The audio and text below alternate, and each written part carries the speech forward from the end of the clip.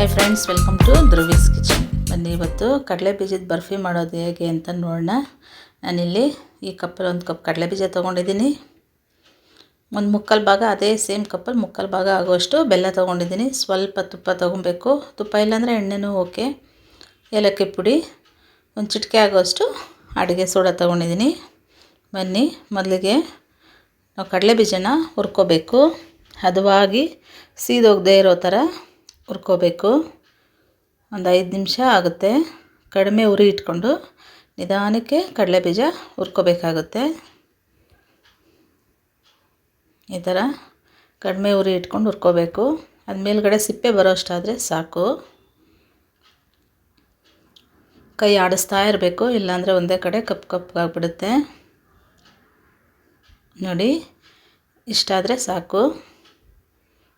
ಈ ಥರ ತೆಗೆದಾಗ ಸಿಪ್ಪೆ ಬಂದರೆ ಸಾಕು. ಈಗ ಇದಾಗಿದೆ. ಇದನ್ನು ಈಗ ಒಂದು ಪ್ಲೇಟ್ಗೆ ಹಾಕ್ಕೊಂಡು ತಣ್ಣಗಾಗೋದಕ್ಕೆ ಇಟ್ಬಿಡೋಣ. ಈಗಿದು ತಣ್ಣಗಾಗಿದೆ. ಈಗ ಇದನ್ನು ಸಿಪ್ಪೆ ಎಲ್ಲ ತೆಕ್ಕೊಂಬಿಡೋಣ. ನೀಟಾಗಿ ಒಂದರಲ್ಲೂ ಸಿಪ್ಪೆ ಇಲ್ಲದೆ ಇರೋ ಥರ ಸಿಪ್ಪೆ ತೆಕ್ಕೊಬೇಕು. ಈಗ ಇದಾಗಿದೆ ನೋಡಿ, ಕ್ಲೀನ್ ಮಾಡಿ ಇಟ್ಕೊಂಡಿದ್ದೀನಿ. ಈಗ ಇದನ್ನು ಸ್ವಲ್ಪ ಲೈಟಾಗಿ ಒಂದು ಕಡಲೆ ಬೀಜ 2ರಿಂದ 3 ಪೀಸ್ ಆಗೋ ಥರ ಈ ಥರ ನಾವು ಪುಡಿ ಮಾಡ್ಕೋಬೇಕಾಗುತ್ತೆ. ಅದು ಒಂದೇ ಸಮವಾಗಿ ಬರ್ಫಿ ಚೆನ್ನಾಗಿ ಬರುತ್ತೆ. ಹಾಗಾಗಿ ಈ ಥರ ಮಾಡಿಕೊಂಡ್ರೆ ಚೆನ್ನಾಗಿರುತ್ತೆ. ಈಗ ನಾನೊಂದು ಪಾತ್ರೆ ಇಟ್ಕೊಂಡು ಬೆಲ್ಲನ ಪಾತ್ರೆಗೆ ಹಾಕ್ಕೊಂಡು ಸ್ವಲ್ಪ ನೀರು ಹಾಕಿ ಕರಗಿಸ್ಕೊಳ್ತಾ ಇದ್ದೀನಿ. ಬೆಲ್ಲ ಪಾಕ ಏನು ಬರೋದು ಬೇಕಾಗಿಲ್ಲ. ಈಗ ಇದನ್ನು ಕರಗಿಸ್ಕೊಂಡು ಶೋಧಿಸ್ಕೊಂಬಿಡೋಣ. ಅದರಲ್ಲೇನಾದರೂ ಕಸ ಕಡ್ಡಿ ಇದ್ದರೆ ಬಂದುಬಿಡುತ್ತೆ. ಇಲ್ಲಾಂದರೆ ಬರ್ಫಿ ತಿನ್ನಬೇಕಾದ್ರೆ ಸಿಕ್ಕಿದ್ರೆ ಚೆನ್ನಾಗಿರಲ್ಲ. ಹಾಗಾಗಿ ಬೆಲ್ಲನ ಕರಗಿಸ್ಕೊಂಡು ಇದನ್ನು ಯಾವ ಪಾತ್ರೆಯಲ್ಲಿ ನಾವು ಬರ್ಫಿ ಪಾಕ ಮಾಡ್ತೀವೋ ಅದಕ್ಕೆ ಸೋಸ್ಕೊಂಬಿಡೋಣ.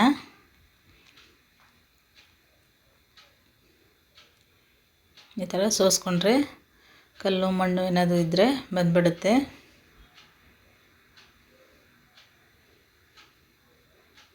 ನೋಡಿ, ಸ್ವಲ್ಪ ಕಸ ಕಡ್ಡಿ ಎಲ್ಲ ಕಾಣುತ್ತೆ. ಈ ಥರದೇ ಇದ್ದರೆ ಬಂದುಬಿಡುತ್ತೆ ಈ ಥರ ಮಾಡ್ಕೊಳ್ಳೋದ್ರಿಂದ. ಈಗ ಇದನ್ನು ಪಾಕ ಮಾಡ್ಕೊಳ್ಳೋಣ. ಅಷ್ಟೊತ್ತಿಗೆ ನಾವು ಒಂದು ಪ್ಲೇಟ್ಗೆ ತುಪ್ಪ ಅಥವಾ ಎಣ್ಣೆನ ಹಾಕಿ ಈ ಥರ ಸವರಿ ರೆಡಿ ಮಾಡಿ ಇಟ್ಕೊಂಡ್ಬಿಡ್ಬೇಕು.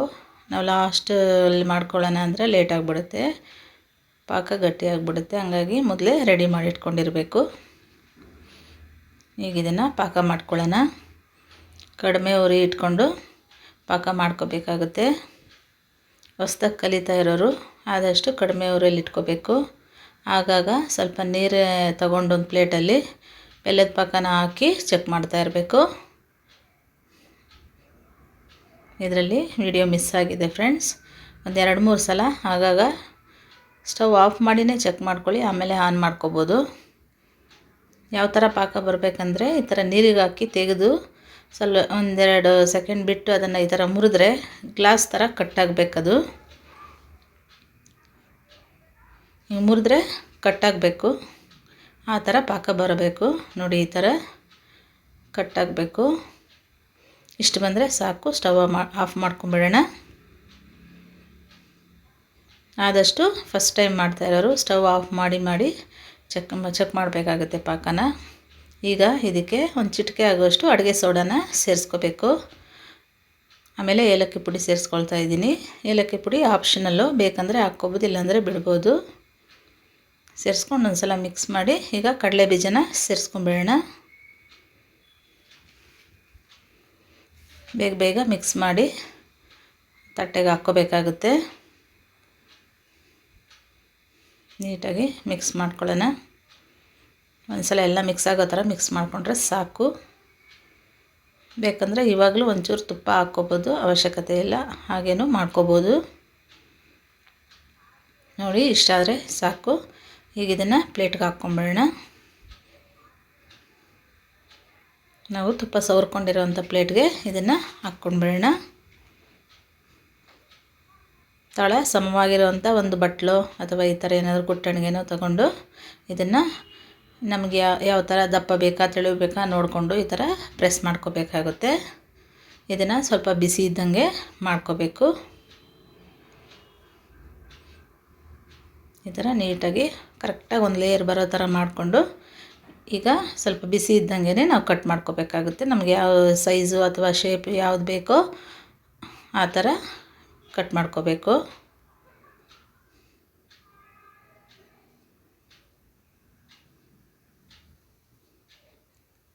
ನೋಡಿ ಈ ಥರ ಕಟ್ ಮಾಡ್ಕೋಬೇಕು.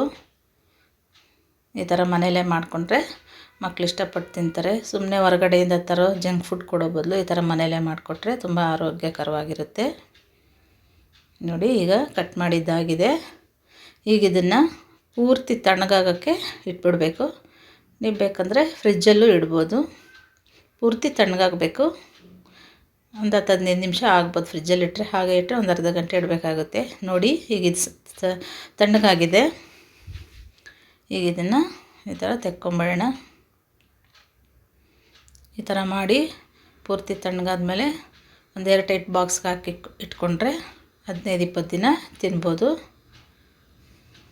ನಿಮಗೆ ಯಾವ ಶೇಪ್ ಬೇಕೋ ಆ ಶೇಪಿಗೆ ಕಟ್ ಮಾಡ್ಕೊಳ್ಳಿ. ನೋಡಿ ಈ ಥರ ತುಂಬ ಚೆನ್ನಾಗಾಗುತ್ತೆ. ಈ ರೆಸಿಪಿ ನಿಮ್ಗೆ ಇಷ್ಟ ಆಗಿದ್ದರೆ ಪ್ಲೀಸ್ ನಮ್ಮ ಚಾನಲ್ಗೆ ಸಬ್ಸ್ಕ್ರೈಬ್ ಮಾಡ್ಕೊಂಡು ನೋಡಿ, ಲೈಕ್ ಕೊಡಿ, ನಿಮ್ಮ ಫ್ಯಾಮಿಲಿ ಫ್ರೆಂಡ್ಸ್ಗೆ ಶೇರ್ ಮಾಡಿ friends. Thank you for watching.